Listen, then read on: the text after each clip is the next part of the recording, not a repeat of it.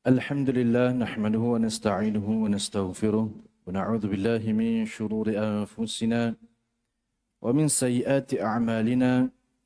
من يهده الله فلا مضل له ومن يضلل فلا هادي له، وأشهد أن لا إله إلا الله وحده لا شريك له، وأشهد أن سيدنا محمدا عبده ورسوله.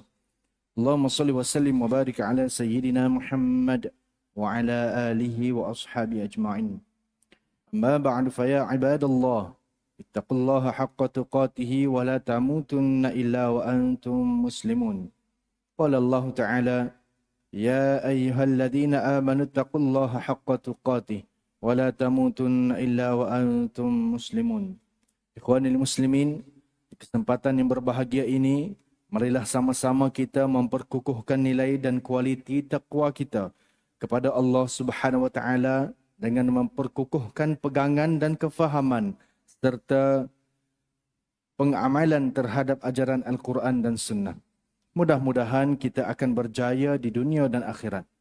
Di kesempatan ini, saya ingin mengajak tuan-tuan sidang Jumaat sekalian untuk mengimbau kembali peristiwa ketika Allah Subhanahu wa taala menyatakan kepada malaikat tentang rencana menjadikan manusia sebagai khalifah di muka bumi.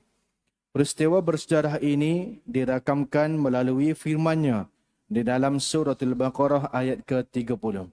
A'udzu billahi minasyaitonir rajim. Wa idh qala rabbuka lil malaikati inni ja'ilun fil ardi khalifah. Qalu ataj'alu fiha man yufsidu fiha wa yasfiku ad-dima'a wa nahnu nusabbihu bihamdika wa nuqaddisu lak. Qala inni a'lamu ma la ta'lamun. Artinya, dan ingatlah ketika Tuhanmu berfirman kepada malaikat, sesungguhnya aku yakni Allah hendak menjadikan seorang khalifah di bumi. Mereka bertanya tentang hikmat tentang ketetapan Tuhan itu dengan berkata, adakah engkau, ya Tuhan kami, hendak menjadikan di bumi itu orang yang akan membuat bencana dan menumpahkan darah, yakni berbunuh-bunuhan, padahal kami sentiasa bertasbih dengan memujimu dan mensucikanmu. Tuhan berfirman, sesungguhnya aku mengetahui akan apa yang kamu tidak mengetahui. Ikhwan muslimin, tugas sebagai khalifah adalah merupakan tugas besar dan sangat berat. Justru rencana ini mengundang pertanyaan daripada para malaikat tentang kemampuan manusia untuk memikul tugas sebagai khalifah kerana kekhawatiran mereka cenderung melakukan kerosakan. Persoalan tersebut dijawab dengan satu penyataan yang masih menjadi persoalan tetapi mengandungi penegasan bahawa rencana ini adalah didasari oleh ilmu dan kebijaksanaan Allah Subhanahu wa taala yang di luar daripada pengetahuan para malaikat. Kehidupan manusia di muka bumi bukanlah bermaksud manusia akan dilepas bebas untuk melakukan apa sahaja menurut kehendak mereka. Tetapi seluruh kehidupan mereka adalah terikat dan dipandu oleh Allah Subhanahu wa taala berdasarkan syariat dan peraturannya. Manusia tidak dibenarkan mencipta dan mengadakan peraturan dan ketetapan yang lain daripada yang telah ditetapkan, apalagi kalau sesuatu peraturan itu bertentangan dengan syariat Allah Subhanahu wa taala. Allah Subhanahu wa taala berfirman dalam Al-Quran, A'udzu billahi minasyaitonir rajim. Ulaika alladziina hadallahu fabihudahu muqtadih. Qul la as'alukum 'alaihi ajra in huwa illa dzikra lil 'alamin. Artinya, mereka itulah orang yang telah diberi petunjuk oleh Allah, maka ikutlah petunjuk mereka. Katakanlah, aku tidak meminta upah kepadamu dalam menyampaikan Al-Quran. Al-Quran itu tidak lain hanyalah peringatan untuk segala umat. Suratul An'am ayat ke-90. Dari ayat ini jelas bahawa jawapan kepada kegusaran para malaikat bahawa manusia akan melakukan kerosakan dalam menjalani kehidupannya di muka bumi selaku khalifah mesti berdasarkan panduan kitab-kitab suci yang mengandungi ajaran Islam, ajaran agama dan peraturan kehidupan yang disampaikan oleh Rasul-Rasul yang diutuskan.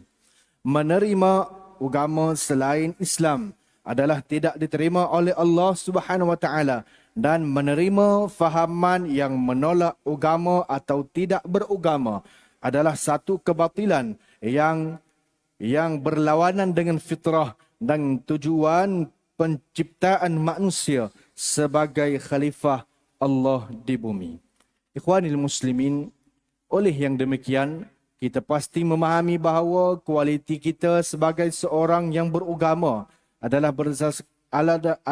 berdasarkan kepada sejauh mana kita berpegang kepada Islam, dan kualiti kita sebagai seorang Muslim pula adalah bergantung kepada sejauh mana kita menguasai dan menghayati ajaran Kitabul Quran. Adalah menjadi kewajipan kita sebagai seorang Muslim untuk berusaha memahami dan menghayati serta mengamalkan ajaran Al-Quran di dalam kehidupan kita.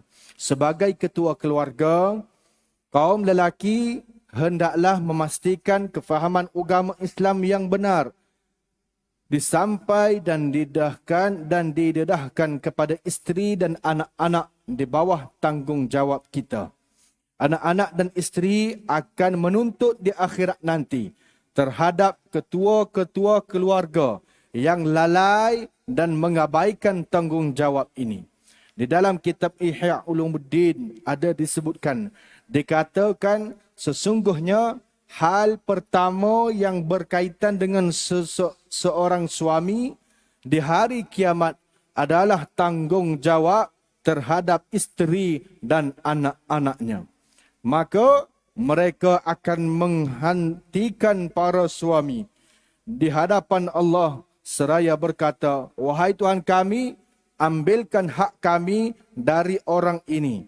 Sesungguhnya dia tidak mengajarkan hal yang kami tidak ketahui, yakni urusan agama Islam, serta telah memberi kami makan dari sumber yang haram, sedangkan kami tidak tahu, ya Allah." Maka Allah Subhanahu wa taala menghukumkannya disebabkan perkara tersebut. Pada hari ini, pendidikan aliran agama termasuk Al-Quran, khususnya tahfizul Quran, telah berada di dalam pendidikan arus perdana. Maka tidak ada alasan untuk mereka yang tidak memahami Islam dan menguasai Al-Quran. Sekiranya masih terdapat mereka yang tersebut, pasti berpunca daripada mengenepikan pendidikan tersebut semasa proses pendidikan, terutama ketika alam pembelajaran, khususnya ketika usia kanak-kanak dan remaja. Berhukumlah dengan syariat dan agama Allah, menyebarkan dakwah tauhid, mengikhlaskan peribadatan dan beriman kepadanya. Ikhwanil muslimin, akhirnya marilah kita berdoa pada Allah Subhanahu wa taala agar menyelamatkan kita semua daripada segala wabak penyakit, bala bencana dan bahaya peperangan. Perbanyakkanlah melakukan amal soleh dan hindari segala perkara yang membawa kemurkaan Allah Subhanahu wa taala. Ingatlah bahawa memberi dan menerima rasuah, salah guna kuasa, mengambil bahan-bahan yang memabukkan dan salah guna dadah, serta segala perbuatan haram akan membawa kehinaan di dunia maupun di akhirat kelak. Selaku badan yang dipertanggungjawabkan untuk menguruskan zakat dan wakaf di negeri Kelantan, Majlis Agama Islam dan Adat Istiadat melalui Kelantan menyuruh supaya umat Islam menyalurkannya melalui majlis, dan dalam masa yang sama, pihak majlis juga memerlukan kerjasama semua pihak untuk menyalurkan maklumat golongan yang memerlukan sekiranya diketahui, agar mereka yang kurang bernasib baik mendapat pembelaan sewajarnya. Marilah kita terus berdoa agar saudara-saudara kita di Palestin, khususnya di Gaza dan di negara-negara yang ditindas serta berada dalam konflik peperangan, diberikan pertolongan dan keselamatan serta kemenangan oleh Allah. Hulurkanlah pertolongan dan bantuan yang diperlukan melalui pihak-pihak yang berautoriti dan sah, bagi meringankan bebanan, kesusahan dan penderitaan yang sedang mereka alami.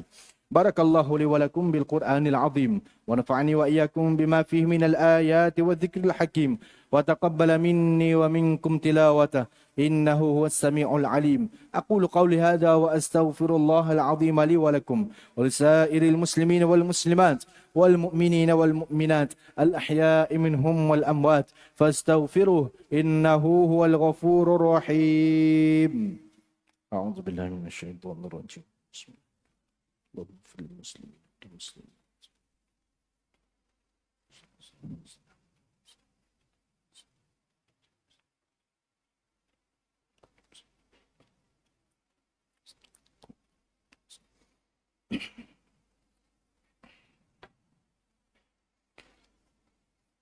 الحمد لله حمدا كثيرا كما أمر.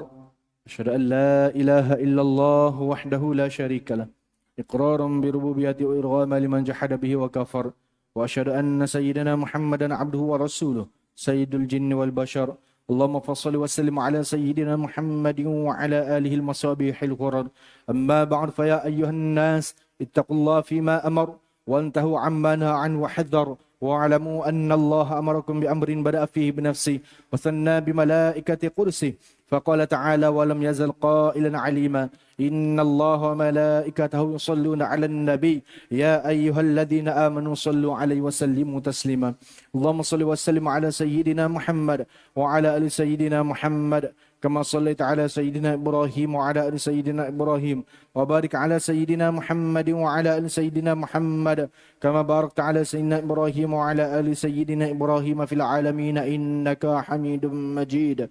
اللهم اغفر للمسلمين والمسلمات والمؤمنين والمؤمنات الأحياء منهم والأموات وألف بين قلوبهم وأصلح ذات بينهم وانصرهم على عدوك وعدوهم.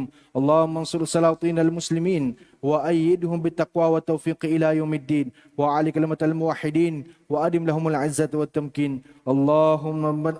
اللهم ادفع عنا البلاء والوباء والفحشاء والمنكر والمحن والفتن ما ظهر منها وما بطن من بلدنا خاصة ومن بلدان المسلمين عامة إنك على كل شيء قدير. اللهم أعز الإسلام والمسلمين. اللهم انصر إخوان المسلمين والمجاهدين في فلسطين.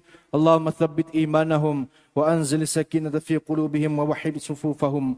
اللهم إنا نعوذ بك من البرص والجنون والجذام ومن سيء الأسقام يا أرحم الراحمين. اللهم اهدنا سبل السلام وأخرجنا من الظلمات إلى النور وجنبنا الفواحش ما ظهر منها وما بطن. وأيد اللهم بتوفيقك مدبر هذه الولاية ومشاهد أمرك الحارس لشريعتك مالكنا Sultan Kebawah Duli Yang Maha Mulia Sultan Muhammad kelima, Sultan dan yang di-Pertuan bagi negeri Kelantan Darun Naim, dan Duli Yang Maha Mulia Sultanah Kelantan. Semoga Allah pelihara tuanku di dunia dan akhirat.